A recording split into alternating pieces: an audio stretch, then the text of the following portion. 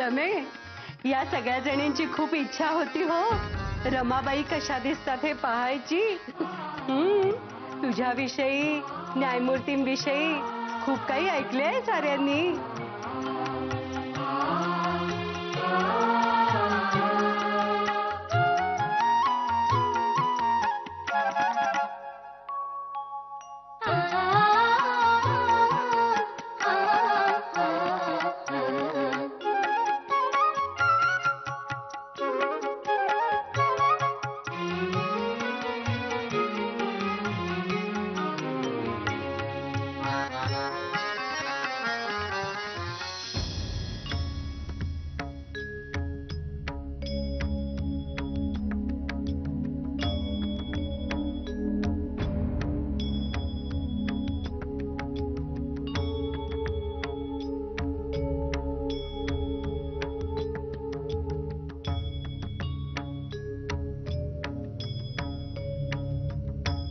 फारच मौज झाली साऱ्यात भेटून.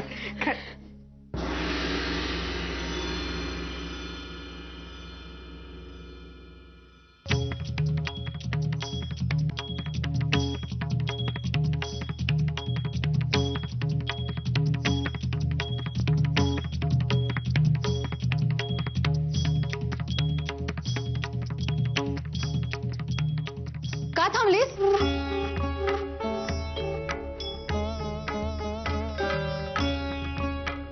अगं मला पण हळदी कुंकू लाव ना. ओठी पण भर माझी. त्यातला गजरा पण दे एक मला. बयो का थांबलीस? बयो बाई बाई बाई बाई बाई, केवढा हा भ्रष्टाचार. कोणी आणली हिला इथे? बाहेर काढ आधी, आधी बाहेर काढ हिला. अरे तू काय करते इथे? चल उठ म्हणते ना. केला सत्यानाश, आणलेस ना शुभ कार्यात विघ्न. उठ म्हणते ना. सुंदरे माझे ऐक, मीच बयोला सांगितले होते रमा कथेचे वाचन करणार आहे, तू दुरून ऐक. वत्सलाबाई, तुम्ही असे वागाल असे वाटले नव्हते. एक तर तुमची ही विघ्नाला किथे येऊन अपशकून करते आणि तुम्ही तिला पाठीशी घालताय. आम्हाला हे मुळीच चालणार नाही. चला हो, आपण इथे थांबायचं नाही. चला चला लवकर चला. हो माझं ऐका, माझं ऐका, थांबा जरा. हो थांबा. झाले. काहीही सणवार असो, आमच्या नशिबी हे असेच. चल तू अशी नाही ऐकायची. आधी बाहेर हो. चल म्हणते ना. थांब. कथा ऐकायची आहे ना तीस? थांबू दे तिला येथे.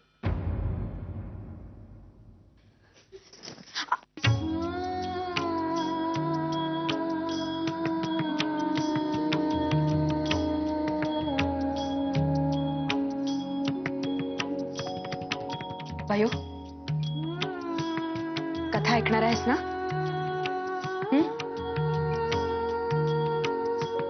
ये ये बस. ये ये ये बस.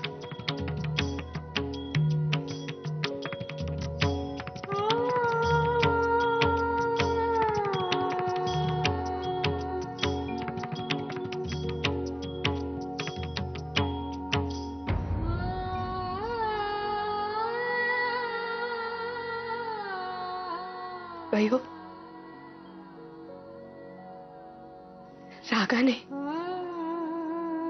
रागाने काल मी तूच मारले. ही मोठी चूक झाली माझी. मला क्षमा कर. अगो अगो, तूच वैधव्य आले यात तुझी काय चूक? तूही आमच्यासारखीच माणूस आहेस. हे असे हिडीस पिडीस करणे हे योग्यच नव्हे. कथा ऐकायची आहे ना तूच? येथे बैस आणि ऐक हो.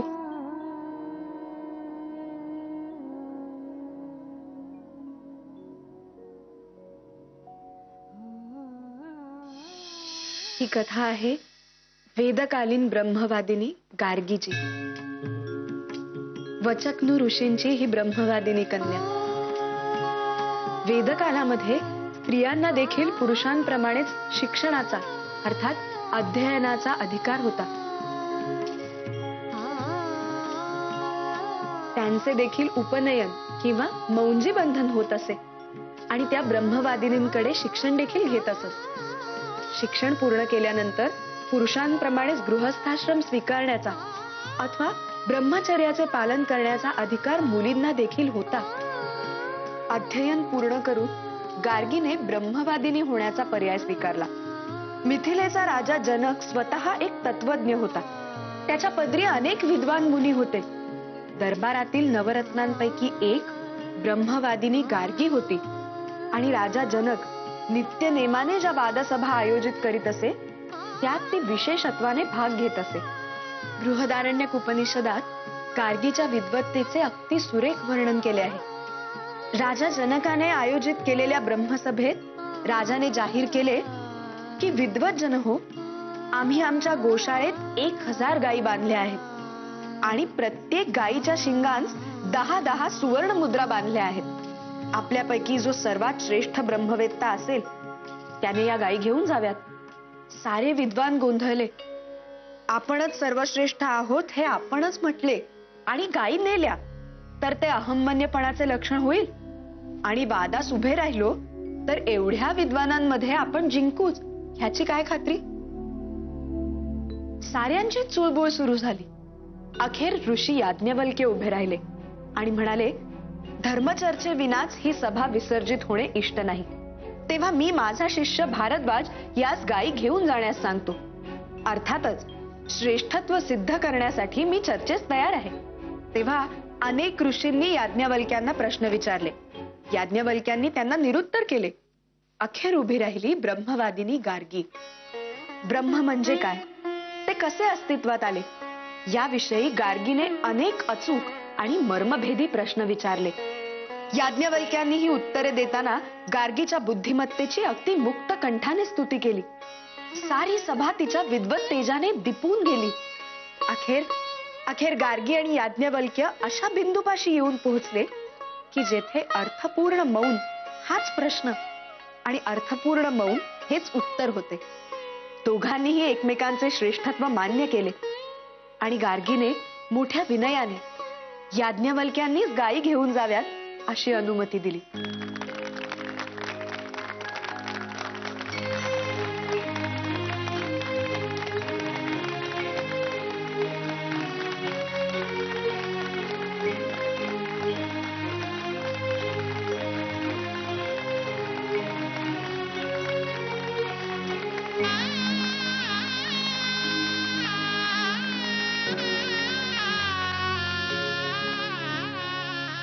या कथेतून आपण मोठाच बोध घेऊ शकतो. स्त्रीस शिक्षणाचा अधिकार आहे, निर्णय स्वातंत्र्य आहे आणि पुरुषांप्रमाणेच निर्भय आणि आनंदी जगण्याचा अधिकार आहे असे आपला धर्मच सांगतो. तेव्हा माझी आपणा सर्वांस अगदी कळकळीची विनंती आहे की आपण आपल्या मनातील भीती काढून टाकावी. आपण रीती विरुद्ध काही करतो आहोत हे दडपण मनातून अगदी काढून टाकावे. कारण आपण आपल्या शक्तीचा, युक्तीचा आणि बुद्धीचा उपयोग साऱ्यांच्याच कल्याणासाठीच करणार नाही काय.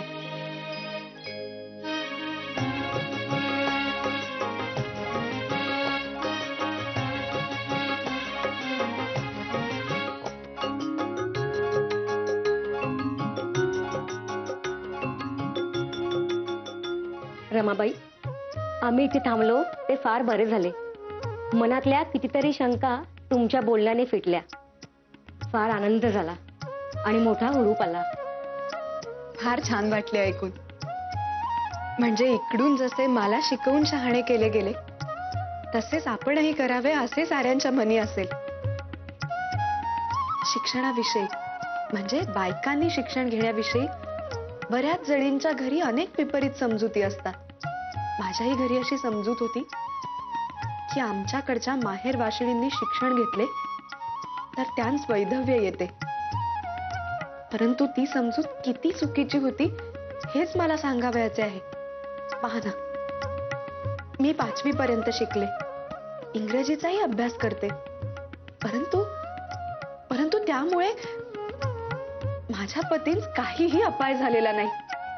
ह्या गोष्टीचा तुम्हीही विचार करावा असे वाटते मला. तुम्ही शिकावेच अशी बळजबरी करण्यासाठी मी तुम्हाला येथे बोलाविलेले नाही, परंतु खरेच माझा अनुभव साऱ्यांना सांगावासा वाटला मला. प्रथम मीही खूप घाबरले होते. जीव गेला तरी मी शिकणार नाही असेच म्हणत होते. परंतु खरे सांगू, जसे जसे मी शिकू लागले ना, तसे तसे मला कळले की केवढ्या मोठ्या ज्ञानभांडाराकडे मी पाठ फिरवित होते. बायकांनी शिक्षण घ्यावे ही आपल्या धर्मानेच सांगितलेली गोष्ट आहे. आम्ही साऱ्या तुमच्याकडे दुपारच्या शिकायला येत जाऊ. आणि फारच अडचण वाटल्यास शिवणकाम करावयास जात आहोत असं सांगू हवे तर घरी. काय? चालेल. आम्ही साऱ्या शिवणकलेत पारंगत आहोतच. तुम्ही आम्हाला लिहायला वाचायला शिकवा. आम्ही तुम्हाला टोप्या आणि गळपट्ट्या करायला शिकवू. होय, अगदी नक्की.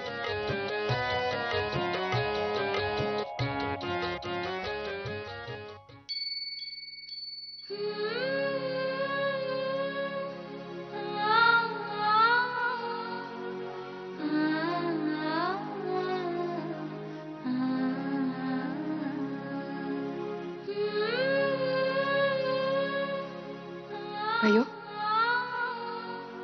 आवडली ना कथा?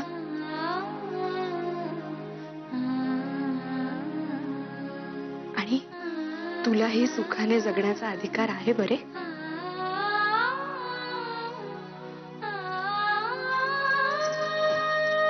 काळजी करू नको. लवकरच तुझ्या आयुष्यातही आनंद येईल.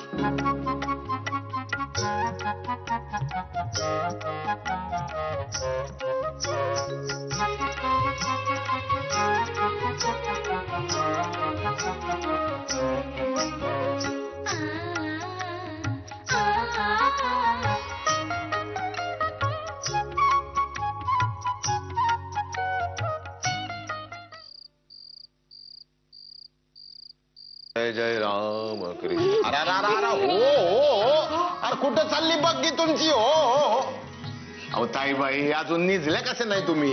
नाही, तुम्ही मला गोष्ट सांगायची. हा? हे काय आता नवीन? नाही नाही, मला काही गोष्ट सांगता येत नाही. नाही, तुम्ही सांगायची पांडू काका. नाही नाही, खरंच नाही सांगता येत. तुम्हाला जर का गोष्ट ऐकायची असेल ना, तर तुम्ही आमच्या रमा वहिनींकडे जा. त्यांना लई छान गोष्ट सांगता येते. जा जा जा. तुम्हीच सांगायची. आता आहे का? पांडुदादा सांगा ना. सखू, आमच्या पांडुदादांना फार छान गोष्ट सांगता येते. आता हे काय? लहान पोरगी ती, कशाला आगीमध्ये तेल वाटताय तुम्ही? पुण्यावर नाही येताना काय बाबा मालकांनी तुमच्या डोक्यावर हात ठेवला होता का? काहीतरी तुमचं आपलं. सांगा ना. अहो मला नाही सांगता येत वो गोष्ट. तुम्ही एक काम करा, आबा मालक येत ना, त्यांना सांगा. त्यांना लई छान गोष्ट सांगता येते. नाही, तुम्हीच सांगायची. बर बाबा बर, मी सांगतोच आता. अहो आता कंची गोष्ट सांगायची. कंची पण सांगा की. सांगतो सांगतो. हा हा, आठवली आठवली. म्हणजे काय होतं बघा, एक होता सिंह आणि एक होतं हरिण. नाही का? दुसरी म्हणजे आता बघा, एक होता सिंह आणि एक होता कोल्हा. नाही का? आता काय बघा, म्हणजे एक होता चंद्र आणि एक होता ससा. नीट सांगा ना पांडू काका गोष्ट. आता कशी सांगणार, मला काहीच येत नाही. आता सगळं एकत्र करून सांगतो. सांगतो ना, नीटच सांगतो. म्हणजे काय आहे बघा, एक होता सिंह, एक होता हरिण, एक होता ससा, एक होता चंद्र. कुणाला तरी विहिरीमध्ये चंद्र दिसला आणि कोणतरी फसलं. असली कोणती गोष्ट आहे, सांगा ना. नाही येत हो, नाही येत. सखू, तू या पांडुदादांच्या नादाला लागूच नको. जी. त्यांना येतच नाही गोष्ट सांगता. अगदी बुद्धू आहेत. तू आज जा, रमाविनी तुला चांगली गोष्ट सांगतील. बुद्धू काका. हसू नका हो. आता ही जी काय माझी फजिती झाली ना, ती पुण्याला बाबा मालकाला टापण लिहून दारा. हो काय? आता आम्ही रमा वहिनींकडे असं शिकणार आहे ना, रोज तुम्हाला रात्री गोष्ट सांगून निजवणार आहे. दादा म्हणून गेले. आता काय? चला चला, काम राहिल्या. रमाबाई, आजपासून कॅन्टरबरी टेल्स वाचवायला सुरुवात करावयाची आहे. हो. चॉस चॉस चॉसर 1380-90च्या दरम्यानच्या या गोष्टी आहेत. आम्ही सांगितले आहे तुम्हाला, लक्षात आहे ना? हो. कॅन्टरबरीच्या चर्चच्या यात्रेत जाणाऱ्या भाविकांच्या गोष्टी आहेत या. मजेशीर आणि नर्म विनोदी. बरोबर. घ्या पुस्तक घ्या आणि वाचावयास सुरुवात करा. हो.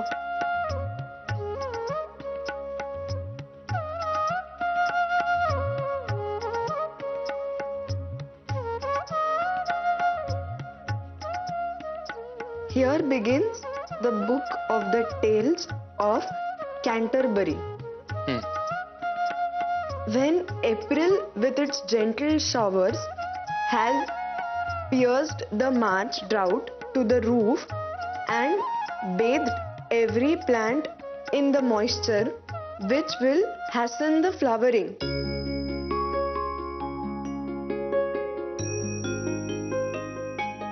अगं बाई, हे तर आपल्याकडील अवचित येणाऱ्या वळवाच्या पावसानंतर अवतरणाऱ्या वसंत वैभवाचेच वर्णन वाटते आहे. अवचित येणाऱ्या पावसाने दिलेला ओलावा पिऊन फांद्यांवर नाचणाऱ्या पोपटी पालवीची आठवण झाली मला. रमाबाई, आम्हास किती आनंद झाला आहे हे आमचे आम्हाच ठाऊक. भाषेबरोबरच अर्थाची गोडीही उमगू लागली आहे तुम्हास. भाषा निराळी असली तरीही निसर्गाकडे पाहणारे मानवी मन सारीकडे सारखेच असते हे उमगू लागले आहे. तुम्हास इंग्रजी शिकवण्याचा आमचा निर्णय फलद्रूप होऊ लागला आहे.